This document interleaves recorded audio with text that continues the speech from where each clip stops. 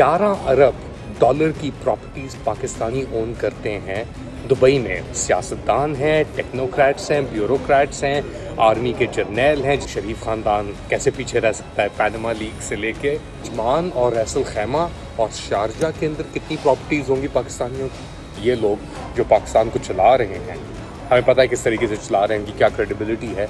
इमरान खान साहब के हवाले से सुप्रीम कोर्ट की जो बेंच उनके जो केसेस सुन रही है, इंस्ट्रक्शंस दी हैं स्पेसिफिक लाइव लिंक के ज़रिए अडियाला जेल से उनकी लिंक इस्टेब्लिश करके सुप्रीम कोर्ट में उनकी पेशी होनी ज़रूरी है।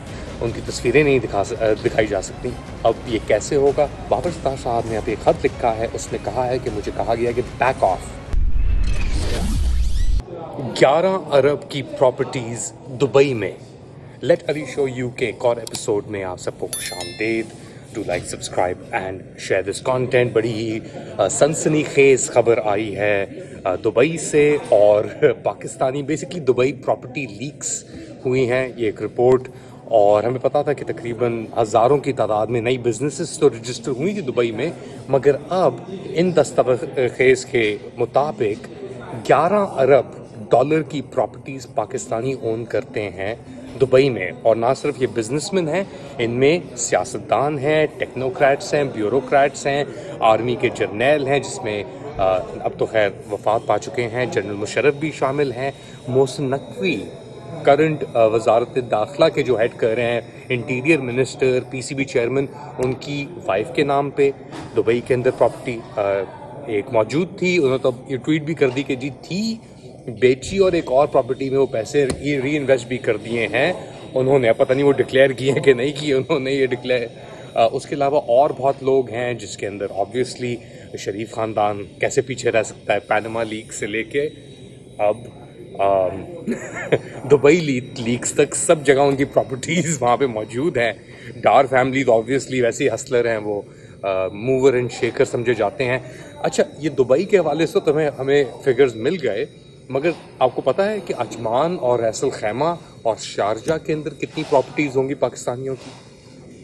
एग्जैक्टली, उसकी तो हमें खबर ही नहीं है। मगर ये मुझे ज़रूर पता है कि मैं जिससे जिक्र कर रहा था कि पिछले कोई 2 साल के अंदर रिसर्च के मुताबिक, ये आप गूगल भी कर सकते हैं, 3200 पाकिस्तानी बिजनेसेस रजिस्टर हुई दुबई के अंदर, और एक रजिस्ट्रेशन कॉस्ट होती है तकरीबन $25,000। तो आप खुद ही लगा लें कितने मिलियंस ऑफ डॉलर्स सिर्फ रजिस्ट्रेशन कॉस्ट के अंदर पाकिस्तान से दुबई गए हैं। तो प्रॉपर्टी तो दूर की बात, मगर हाँ, ये एक निशान, सवालिया निशान तो इसके ऊपर ज़रूर उठता है कि ये लोग जो पाकिस्तान को चला रहे हैं, हमें पता है किस तरीके से चला रहे हैं, कि क्या क्रेडिबिलिटी है। उनके असासे, उनकी जो गारंटीज़ हैं, वो सब बाहर हैं। अच्छा, एक तरफ तो ये सब कुछ हो रहा है, ये दुबई लीक्स हो रही हैं। अच्छा, इसके अंदर इंटरेस्टिंगली कि पीटीआई के जो बानी हैं इमरान खान, उनकी बहन अलीमा खान का भी जिक्र सामने आया है कि उनकी भी शायद प्रॉपर्टी दुबई में मौजूद है।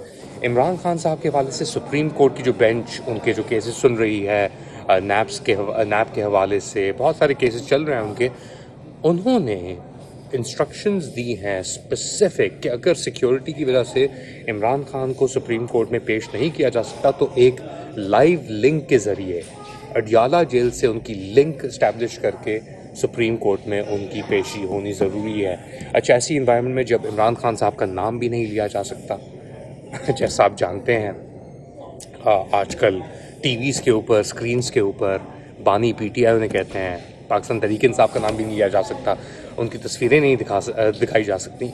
अब ये कैसे होगा? सुप्रीम कोर्ट की क्या हैसियत है हम जानते हैं।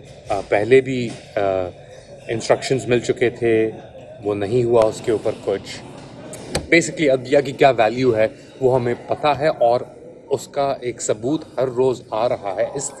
ऐसे लेके कि जो बाबर सत्तार साहब हैं, इस्लामाबाद हाई कोर्ट के जो एक जज हैं, उन्होंने भी हाल ही के अंदर उनका एक लेटर का एक एक्सेप्ट आया, उन्होंने लिखा चीफ जस्टिस काजी फाजिल साहब को, जिन्होंने कहा था कि जी उनको जब से चीफ जस्टिस बने उनको कोई कंप्लेन नहीं आई मुदाखलत की। तो बाबर सत्तार साहब ने अभी एक ख़त लिखा है, उसमें कहा है कि मुझे कहा गया कि back of.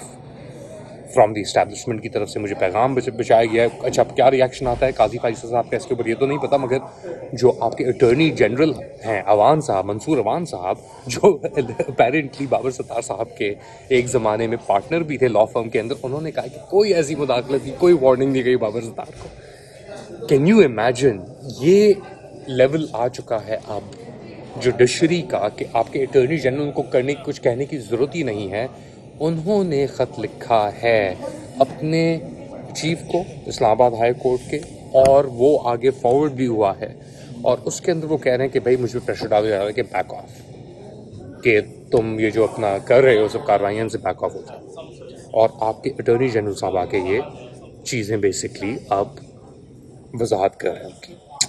Sad state of affairs most certainly. आपका क्या ख्याल है ज़रूर हमें बताएं कमेंट सेक्शन के अंदर। And do like, subscribe and share this content. अपना ख्याल रखिएगा। अल्लाह हाफिज़।